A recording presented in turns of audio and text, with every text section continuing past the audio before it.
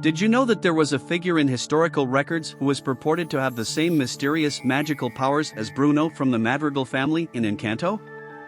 Hold on to your hats, folks, because Nostradamus was the original master of prophecy, and he had us all hooked.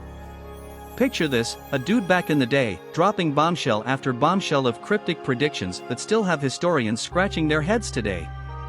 With his mystical quatrains, a fancy word for poetic riddles, Nostradamus could make his prophecies fit any historical event like a magician pulling rabbits out of a hat.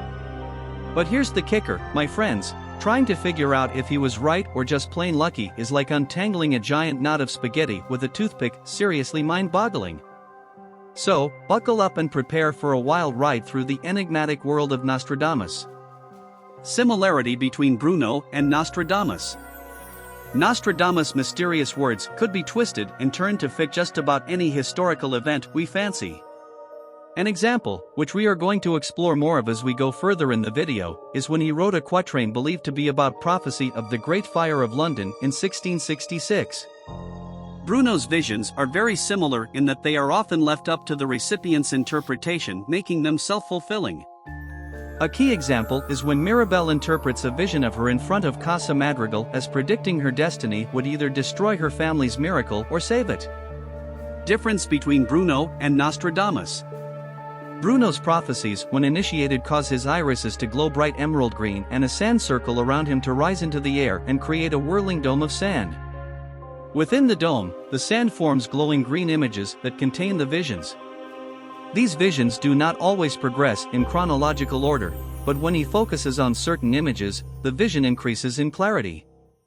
Nostradamus' prophetic writings are primarily derived from his book Prophecies, meaning the prophecies. While there is limited information about his specific ritual for making predictions, Nostradamus primarily relied on his deep understanding of astrology, symbolism, and his own intuition. Nostradamus would enter a meditative state or trance to gain access to his visions and predictions. By quieting his mind and focusing his attention, he aimed to tap into his intuition and receive divine guidance. He often drew inspiration from his dreams, believing they were a channel for receiving insights about future events. He would carefully analyze his dreams and use them as a source of material for his prophecies. Bruno's prophecy of the future created very divisive and extremely cynical reactions. A prediction of a future filled with wealth could create a lazy and uninspired recipient. A bleak and hopeless prediction could cause one to become defeated and paranoid. Either way, Bruno's visions are largely regarded as threatening by other members of the family. As this is the world in which Bruno dwelled, one where he received very little credit for the successes of some, yet bore the weight of the shortcomings of all others. However, the main focus of our video, Nostradamus seems to have had a bit more luck in gaining a fair reception for his predictive musings. Instead of being condemned and ostracized for his opinions, he received a good mix of both acclaim and criticism. While some people admired his predictions and saw him as a visionary, others dismissed him as a charlatan or accused him of practicing black magic. The people he influenced. Nostradamus had the support and patronage of prominent individuals, including members of the French nobility.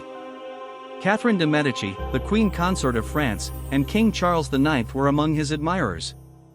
Catherine de' Medici even appointed him as her personal physician and court astrologer. This is mainly attributed to the way he chose to deliver his prophecies. By employing symbolic language and metaphors. He used a mixture of historical references, wordplay, anagrams, and veiled descriptions to encode his predictions. This style allowed him to evade severe potential persecution during a time of religious and political unrest. The criticism he received was mainly from skeptics who regarded his predictions as mere guesswork or cleverly written poetic verses that could be interpreted to fit any event. He was accused of making prophecies that were deliberately ambiguous and difficult to decipher. Nostradamus lived during a period of religious conflicts, with tensions between Catholics and Protestants. Some religious authorities condemned his practices and labeled him a heretic, associating his astrology and predictions with occult practices. Despite the controversies, Nostradamus managed to achieve significant recognition during his lifetime. His book Prophecies was published in multiple editions and gained widespread attention. He continued to publish almanacs and writings, solidifying his reputation as a prominent figure in astrology and prophecy. Two of Nostradamus' musings that are believed by some to have come true. Number 1. Prediction. The blood of the just will commit a fault at London. Burnt through lightning of 23's the 6. The ancient lady will fall from her high place. Several of the same sect will be killed. The Great Fire of London, 1666. On September 2, 1666, a small fire in a bakery in London turned into a 3-day blaze that consumed the city. It became known as the Great Fire of London. The century 2, quatrain 52, is often associated with the Great Fire of London. The 23's the 6 is interpreted as 66, 20 by 3 plus 6, as in the year 1666. The blood of the just is said to have referred to the elimination of millions of flea-carrying rats that spread the Black Death. That deadly plague which died out during the Great Fire. The verse is believed to describe the destruction caused by the fire, including the imagery of the old lady could mean London being robbed of her money. Number 2. Prediction. From the enslaved populace, songs, chants and demands. While princes and lords are held captive in prisons. These will in the future by headless idiots be received as divine prayers.